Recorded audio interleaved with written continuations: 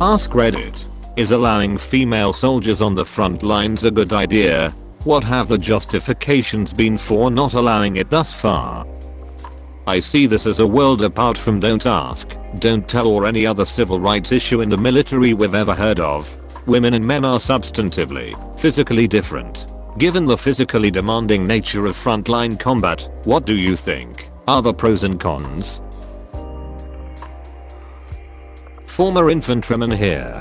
While there are physical differences, I'm personally alright with women serving in combat roles. I think it is proper equality and the Selective Service Act should be revised to require women to sign up for selective service. But there are some concerns, psychologically, with women serving in combat roles.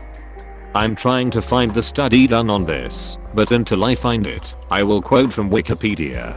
In On Killing, the Psychological Cost of Learning to Kill in War and Society, Lieutenant Colonel Dave Grossman briefly mentions that female soldiers in the Israel Defense Forces have been officially prohibited from serving in close combat military operations since 1948. The reason for removing female soldiers from the front lines was due less to the performance of female soldiers and more due to the behavior of the male infantryman. After witnessing a woman wounded, the IDF saw a complete loss of control over soldiers who apparently experienced an uncontrollable protective instinctual aggression, severely degrading the unit's combat effectiveness. However, in 2001, subsequent to the publication of Grossman's book, women did begin serving in IDF combat units on an experimental basis. There is now an all-female infantry battalion, the Caracal Battalion.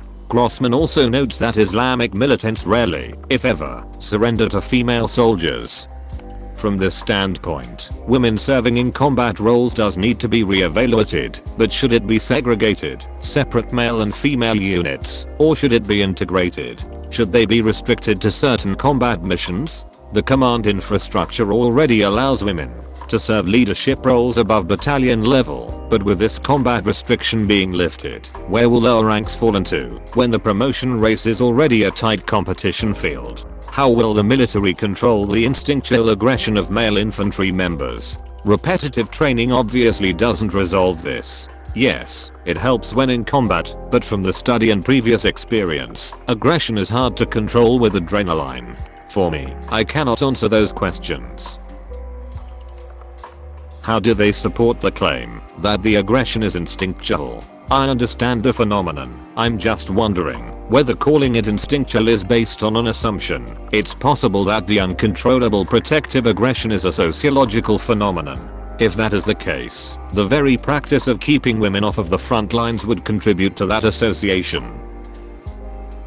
Might be a sociological phenomenon, but this is beyond my understanding. Maybe there needs to be a study on this very thing to see if the protective aggression is instinctual or cultural.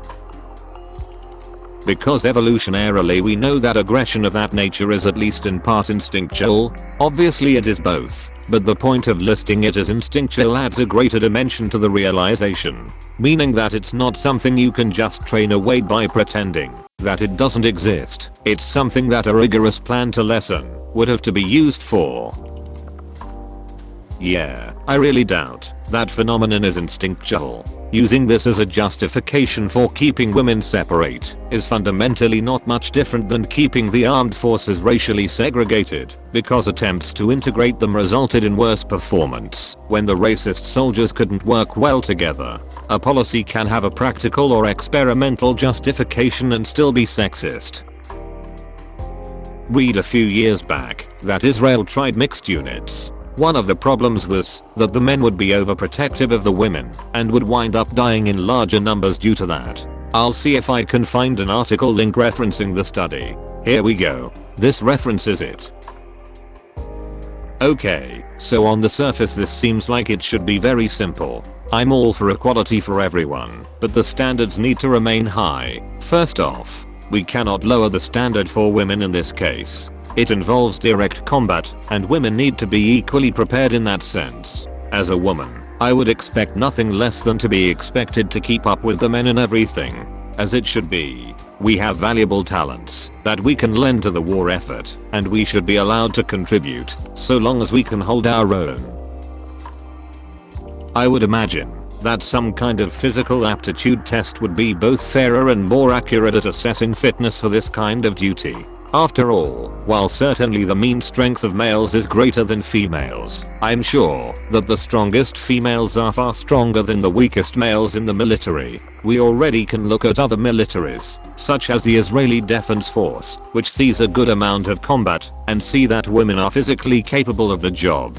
The real issues with having women fight have always been more social than physical. A belief that they are too emotionally fragile, that their fellow men will prioritize saving them over the mission due to ingrained sociological conditioning, and such. However, this isn't to say that there aren't a lot of issues that will be brought up by this, such as potentially higher chance of sexual misconduct and harassment, unwillingness to respect female officers, and so on. The strongest females may be stronger than the weakest males, but odds are they probably have to work 5x as hard to get there, which is okay when it's peacetime and you can hit the gym every day, but the female body loses muscle mass faster than a male, so the problem arises when you're actually out in a war and don't have that opportunity to maintain your peak physical regimen, and the strongest women rapidly deteriorate in strength. Everyone is talking about physical strength, as if that's the only trait in question.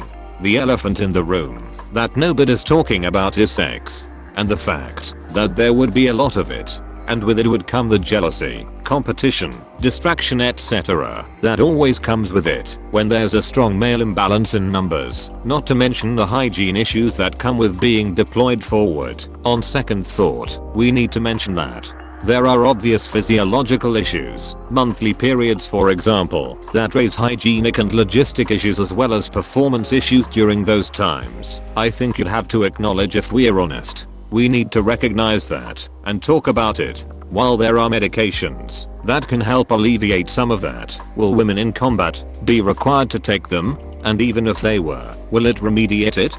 Let's talk about pregnancy. I was deployed to Bosnia in the early stages of our involvement there, and the rate at which female soldiers were sent back to duty stations in Germany was nearly 7%. That's the pregnancy rate, not the sexual activity rate. Having been there, I can say anecdotally that any time there was a visiting female soldier to our forward outpost, medics, and communications techs mostly, it was bankable that there would be activity in the M997.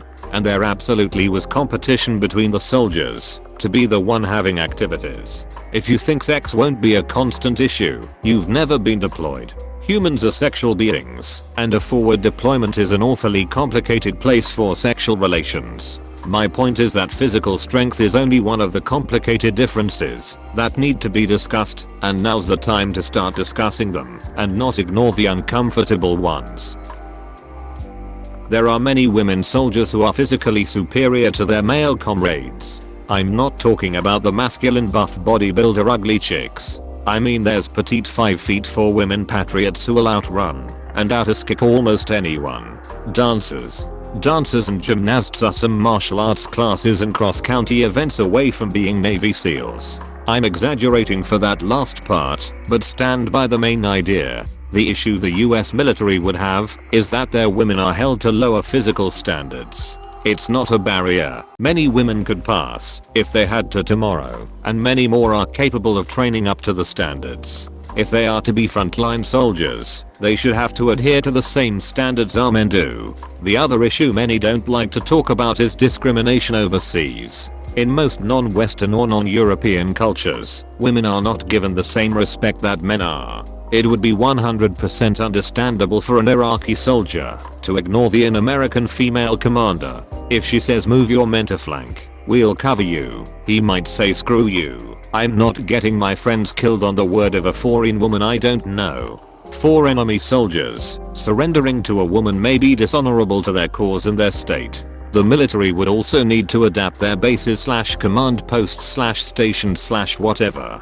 Stock much more female pharmaceuticals, clothing, toiletries, bathrooms. Concerns of rape by both friendlies and enemies. A female POW in most places would have an even less pleasant experience than her male counterparts. Media in general would be a pain in the ass. They'd step up their nosing around for abuse, ask a bunch of questions to replace the single question when Will women be able to fight in the front lines? Poorly made documentaries, reality shows, public backlash to be dealt with if a soldier or statistic hints that women get the short end of the stick somehow when it comes to the front line.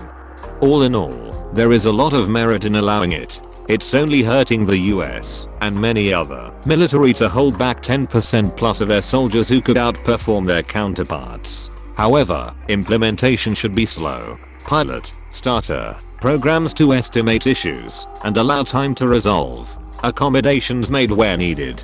Critics to convince. And I'm serious about that dancer/gymnast thing. Their agility and willpower is formidable. Life advice: don't mess with gymnasts. As a medical student, I can tell you there are some serious differences in male and female physical aptitude. Men have more hemoglobin in the blood and larger lungs, letting them go further with each breath. They also have much higher bone density and hips that are designed for running and moving while carrying heavy loads. Female hips are wider to allow for childbirth and thus are not as evolutionary efficient at running, etc. That being said, if a woman can pass all the exact same tests, then I say let her join. Captain Nichola Goddard was Canada's first female combat fatality back in 2006. She was a forward observer officer and was well respected by the men serving under her, by all accounts. Not all women are suited for such a position, but neither are all men. Nobody wants boobs to get shot or blown up. They are our greatest natural resource.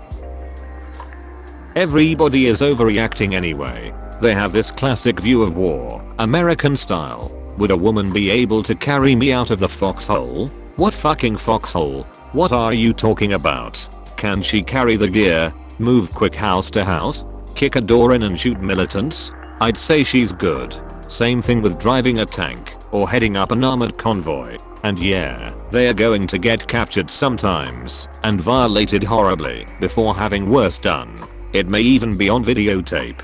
Very bad things are going to happen to our female soldiers, just like it does to the men. War is hell.